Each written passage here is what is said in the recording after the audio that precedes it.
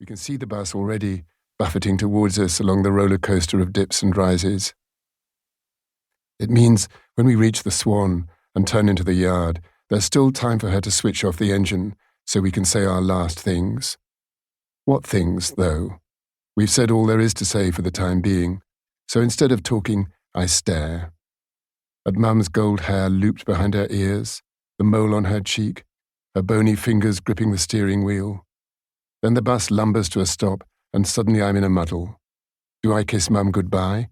I've got to be quick, the driver's glaring over his shoulder. Yes, of course I kiss her. I always kiss her goodbye. Just a peck, but enough to catch her lemony soap smell. Next second, the bus doors have wheezed shut behind me, and I'm lurching upstairs towards the back window. I want to see Mum once more, and I know she'll wait. There she is now, leaning towards the windscreen, waving with her long hand. I twinkle with my fingers, feeling idiotic. I'm only going to be away for a night. Neither of us moves until the bus slides over the brow of the next hill. I switch to the front and lay my suitcase on the seat beside me as we pick up speed. Looking down, everything is full of surprises, even though I still know where I am. I can spy into the bedrooms of houses I've driven past hundreds of times, but never thought were more than front doors. Look, a woman twirling in front of a mirror with her hands on her hips, making her skirt into a bell. It's probably a Christmas present, and she's trying it on because she's going to a New Year party at the end of the week. Then we reach the first town, Braintree, with its ropes of dingy lights swaying above the main street. This is the Barclays, where I've opened my first account. That's the place we buy shoes for school. Some of the people on the pavements might even recognize me if I met them face to face. Up here I'm a ghost, watching them go about their business. The town ends, and we're in open country again, with snow sprinkled across the fields and painful-looking cabbage stalks poking through the hard ground. Mum says the bus would be a good experience, then dug me in the ribs, daring me to ask for a lift all the way in her car. She'll be leaving home herself about now.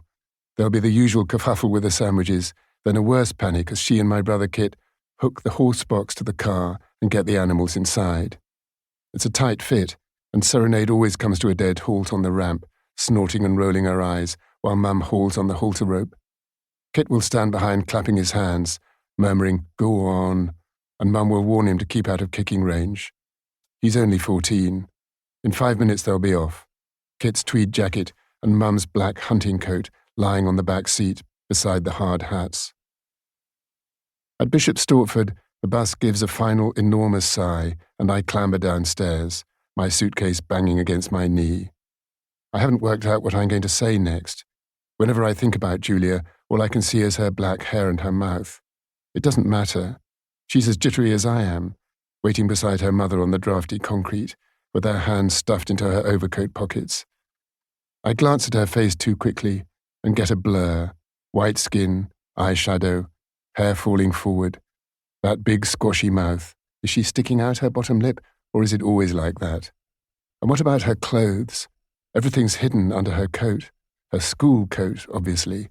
I can tell by that anchor on the buttons. Doesn't she have a proper one? When she says, "Hello," her voice sounds gluey, as though she needs to clear her throat. I can't decide whether to give her a hug and end up patting her on the arm. "Come on, you two, can't stand about here all day freezing to death." Julia's mother is black-haired too, though heavier, and her skin is darker. She bundles us into the car and keeps chatting until we reach the house. It's a surprise, but that's good. Home is airy, full of light. Julia's house is shadowy, with laurel bushes dripping round the front door.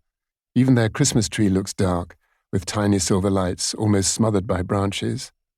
When her mother shows me to my bedroom, it's like squeezing into a burrow. I hand over the chocolates, then glance into the garden. Blousy snowflakes are falling. Mum and Kit will be cold if the weather's the same with them. The hunt will be called off soon, and they'll head home. Everyone wants to sound relaxed at lunch, but the conversation keeps getting stuck. When we finish at last, Julia looks straight at me for the first time and says we're going for a walk. The snow won't melt us. I tell her that's fine, and she lends me a coat from the hooks by the back door, a tatty sheepskin which stinks of dog. It makes things easier, especially now she's dumped her school coat, putting on a filthy Afghan yak that smells...